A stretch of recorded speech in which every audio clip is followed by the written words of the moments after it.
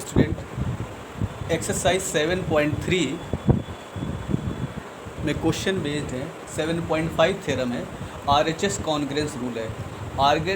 RHS congruence rule ये है, if two right angle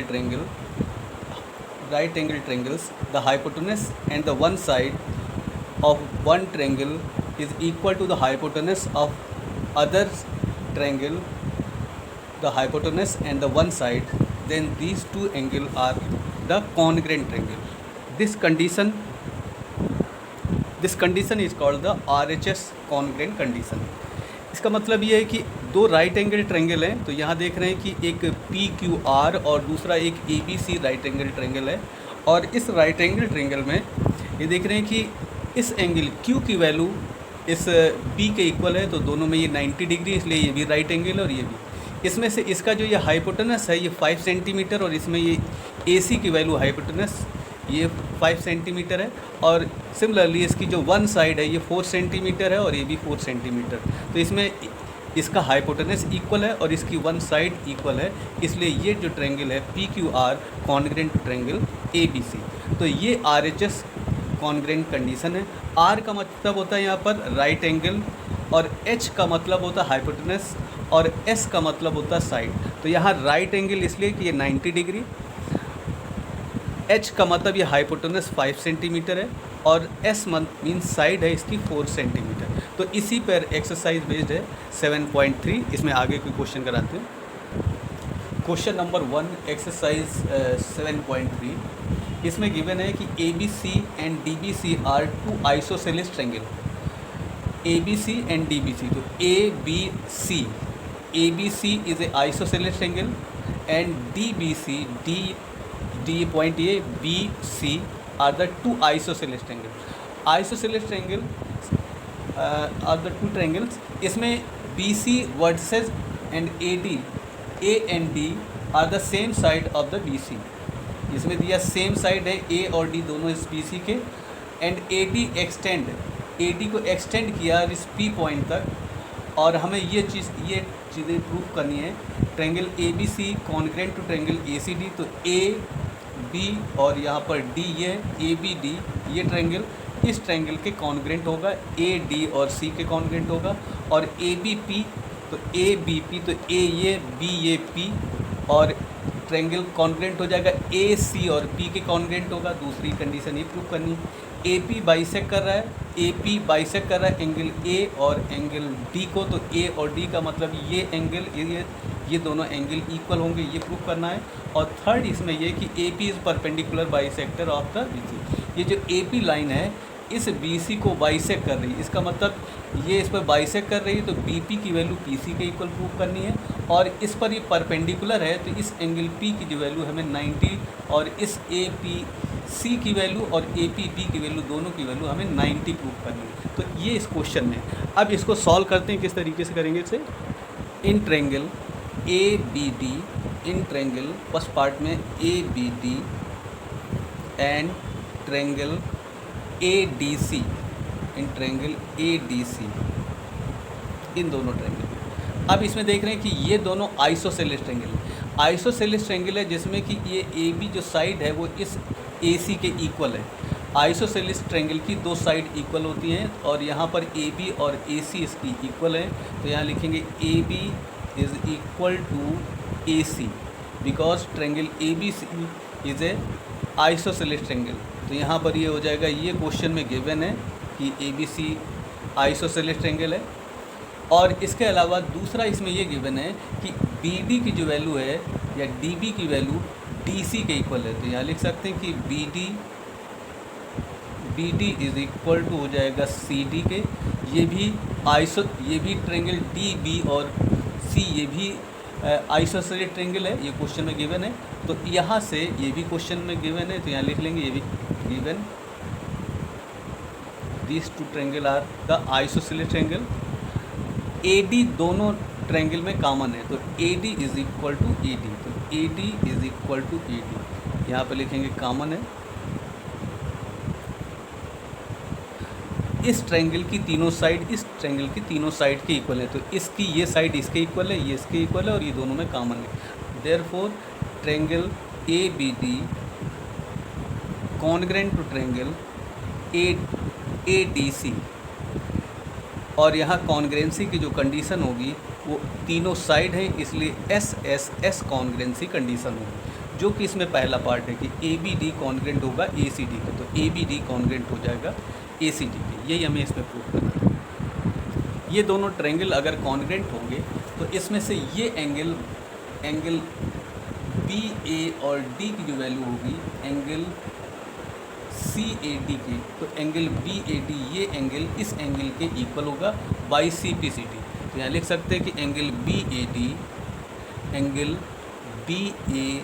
D equal to angle C A D by C P C T, ये इससे हो जाएगा। तो इसका मतलब ये हुआ कि ए डी लाइन, अगर ये दोनों एंगल इक्वल होंगे तो ये ए डी लाइन इस ए एंगल को बाइसेक्ट करेगी। तो ए डी बाइसेक्ट, यहाँ लिख सकते हैं A D bisect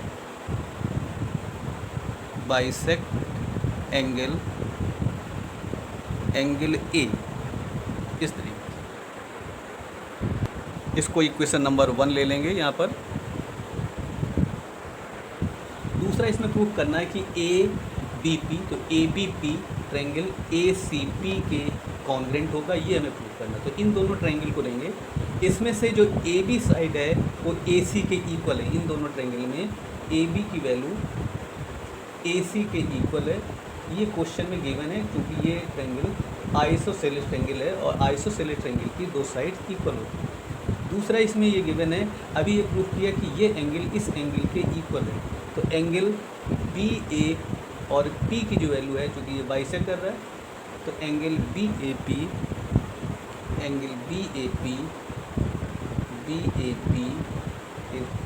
equal to angle C A और पी के। ये ऊपर ये प्रूफ कर चुके थे, प्रूफ अबव, ये यहाँ पर हमने इसको लिख लिया गिवन है, चूँकि हम ऑलरेडी इसको प्रूफ कर चुके, तो ये हो गया। तीसरा इसमें देखने की ए पी साइड इस ट्रायंगल में भी है और इसमें भी है, यानी इस इधर वाले में, तो A P is equal to common, ये दोनों ही ट्रायंगल में है, तो A P is equal to B P, और यहाँ पे लिख लेंगे दोनों में है, तो ये कॉमन हो गई।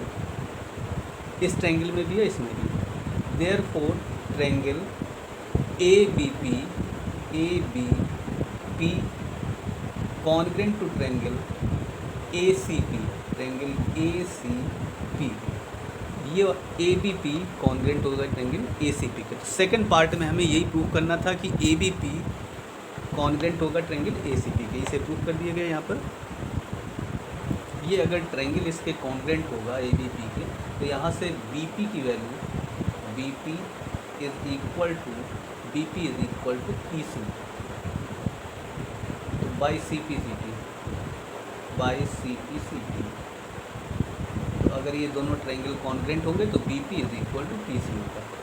इसको इक्वेशन नंबर 2 डाल देते हैं यहाँ पर। अब यहाँ पर हमें ये डी एंगल और ए एंगल को शो करना है, तो अब हम यहाँ ट्रायंगल लेंगे D B P in triangle, third part के लिए in triangle D B P and triangle D C P. इन दोनों ट्रायंगल को कॉन्ग्रेंट प्रूफ कर लेंगे। तो यहाँ पर ये देख रहे हैं कि ये साइड इसके इक्वल है, डी बी की value D B is equal to D C. ये क्वेश्चन में गिवन थे कि ये दोनों आइसोसेलेस ट्रायंगल हैं, इसलिए ये गिवन है। और दूसरा इसमें D P is equal to D P, D P दोनों में कॉमन है, इस ट्रायंगल में भी है और इसमें भी है, तो D P is equal to D P. ये हो जाएगा D P is equal to D P, जो कि इसमें कॉमन है, कॉमन साइड है।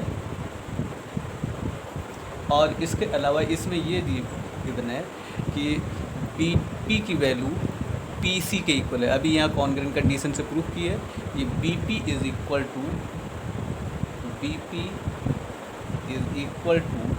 P C. इसकी तीनों साइड, इस ट्रायंगल की तीनों साइड इस ट्रायंगल की तीनों साइड के इक्वल है। तो यहाँ पर हो जाएगा ट्रायंगल डी बी पी इस कॉन्ग्रेंट हो जाएगा ट्रायंगल डी सी पी के, ये हो जाएगा ट्रायंगल डी सी पी के। तो तो ये ट्रायंगल इसके कॉन्ग्रेंट होंगे। तीनों साइड के इक्वल हैं, तो ये ट्रायंगल इसके congruent.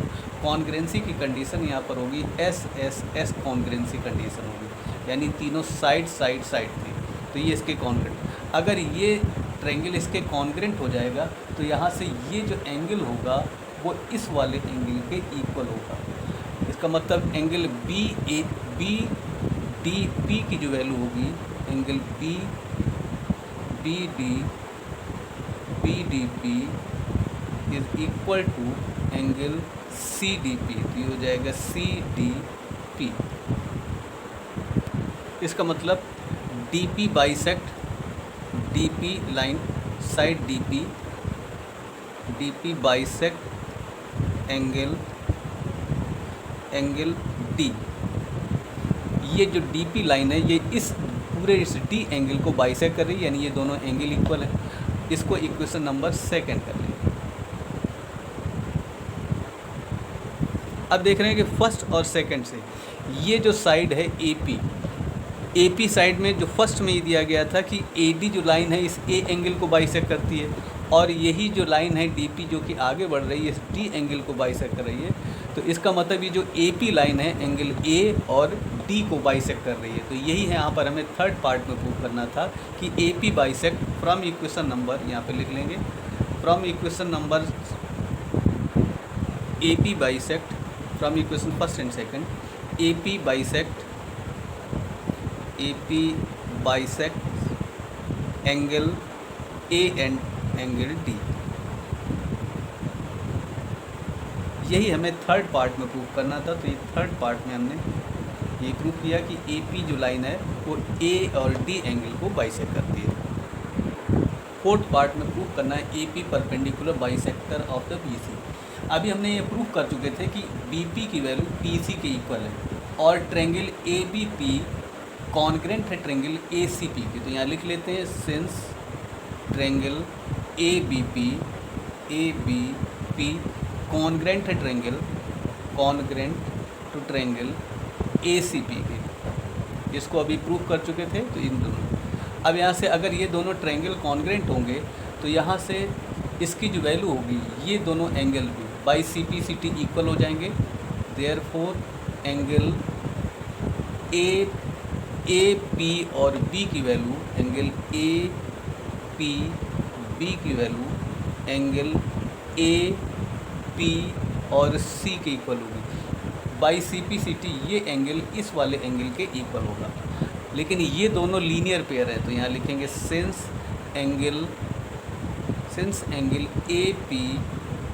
A P B plus angle A P C is equal to 180 degree.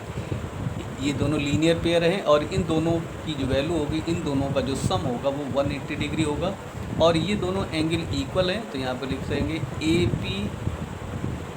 P B plus angle A P B is equal to 180 degree, यहाँ डिग्री लगा देंगे। तो two angle A P B is equal to 180 degree होगा। तो angle A P B की जो value है A P B is equal to 90 degree होगी। अगर ये इस पर 90 डिग्री होगी तो इसका मतलब ये इस पर ए पी सी की वैल्यू भी 90 होगी, ए पी सी की वैल्यू भी 90 डिग्री होगी और यहाँ पर A P is perpendicular to B C होगा। तो A P is perpendicular to B C.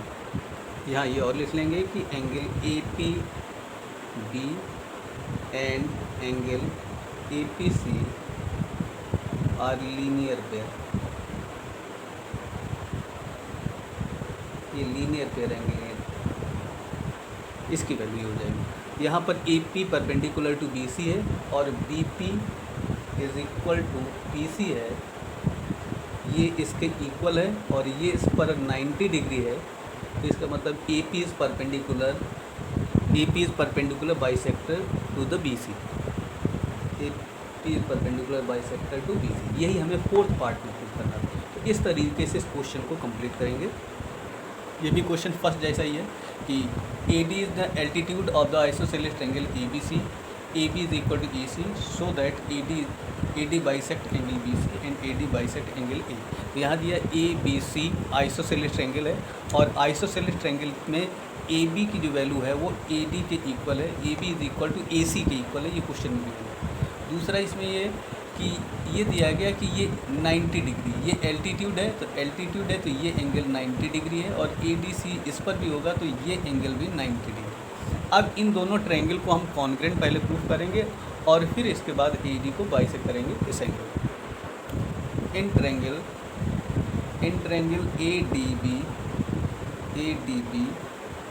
And triangle A D C, इन दोनों ट्रायंगल में ये गिवन है कि A B is equal to A C, A B is equal to A C, ये given है। दोनों ही आइसोसेलेस ट्रायंगल हैं, तो ए बी इसकी दोनों साइड इक्वल है, ये क्वेश्चन में गिवन है। इसके अलावा A D is equal to A D है, तो A D is equal to A D, जो कि दोनों में कॉमन साइड है, कॉमन है। और इसके अलावा इसमें ये एंगल 90 डिग्री है, तो एंगल ए डी बी की value angle A D C के इक्वल है, और ये 90 डिग्री है, और ये क्वेश्चन में गिवन है। देयरफॉर इसमें से दो साइड और एक एंगल दूसरे ट्रायंगल के दो साइड और एक एंगल के इक्वल है, तो ये जो ट्रायंगल होगा triangle A D B congruent हो जाएगा ट्रायंगल ए डी सी के। कॉन्ग्रेंसी की जो कंडीशन होगी वो दो साइड और एक एंगल है, तो ये हो जाएगी एस ए एस, लेकिन यहाँ पर 90 डिग्री है और इसका एक ये हाइपोटेनस है, तो यहाँ पर ये कॉन्ग्रेंसी की कंडीशन होगी आर एच एस, इसको आर एच एस क्यों कहेंगे, क्योंकि यहाँ ये 90 डिग्री है और इसके ये हाइपोटेनस इक्वल है, तो यहाँ कंडीशन होगी आर एच एस। अब यहाँ से अगर ये दोनों ट्रायंगल कॉन्ग्रेंट होंगे तो by C P C T इसमें से बी डी की जो वैल्यू होगी वो डी सी के इक्वल होगी। Therefore B D is equal to D C हो। B D is equal to अगर D C by C P C T, ये C P C T, therefore अगर ये इसके होगा तो इसका मतलब ए डी बाइसेक्ट, यहाँ लिख सकते हैं A D bisect B C, ये ए डी लाइन इस बी सी को बाइसेक्ट करेगी। यही हमें फर्स्ट पार्ट में प्रूव करना है। दूसरा इसमें प्रूव करने के लिए सेकंड पार्ट में प्रूव करना है कि ये एंगल इस एंगल के इक्वल होगा। तो यहाँ देख रहे हैं कि angle B A D C A D के इक्वल होगा, ये दोनों ट्रायंगल कॉन्ग्रेंट है, तो angle B A D equal to angle C A D. Congruency की जो कंडीशन होगी यहाँ ये by C P C T हो जाएगा, क्योंकि ये दोनों ट्रायंगल कॉन्ग्रेंट थे, इसलिए by C P C T angle B A D, ये एंगल इस वाले एंगल के इक्वल होगा। अगर इस एंगल के इक्वल होगा तो इसका मतलब ए डी जो है ए डी बाइसेक्ट एंगल ए। यही इस क्वेश्चन में हमें सॉल्व करना था।